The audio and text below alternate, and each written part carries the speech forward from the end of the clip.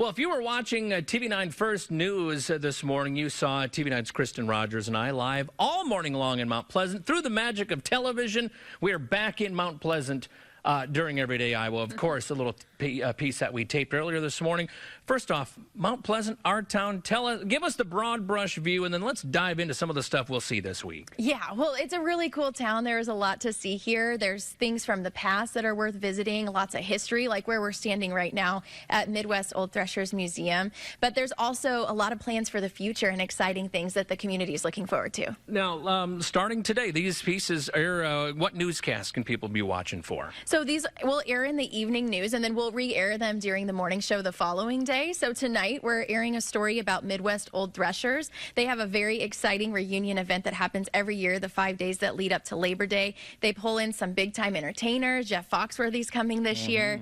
And there's also a lot that you can check out, from the steam engines to the log cabin area. You can even ride on a trolley. We got to ride on one of those trolleys this morning on First News. We got to see even the historic farmhouses, kind of set up like what they were, kind of slice of life in the late 1800s and early 1900s. Yeah, and we got to see that farmhouse too, and kind of the way that they used to wash their laundry and make phone calls with the party line. So some cool things to check out here at Midwest Old Threshers. And also some of the other history here in town, like the Van Allen House and the Harlan Lincoln House. Yeah, absolutely. Tell me a little bit about some of the other things that we'll look forward to this week. I know we're going to go see the pool as well, too. Yeah, we are, which is perfect for this week because it's hot out. So you'll enjoy seeing video from the pool.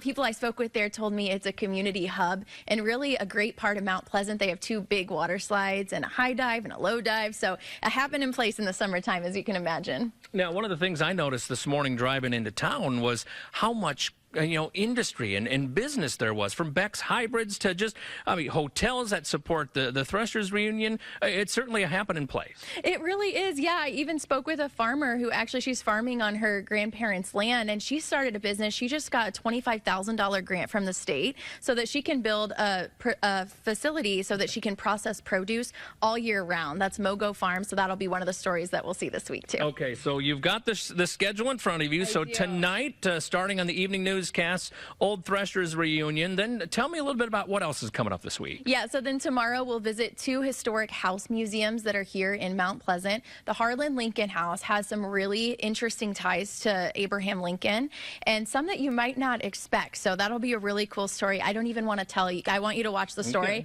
because there's some really cool things in there. And then we also have the Van Allen House. That's where 4 famous brothers from Mount Pleasant grew up. And actually, one of them discovered that radiation belts circle the Earth. So those are actually named after him. A really cool scientific discovery, all started here in Mount Pleasant. What else you got for us? And then we mentioned the pool, which is like a community hub. I mentioned Mogo Farms.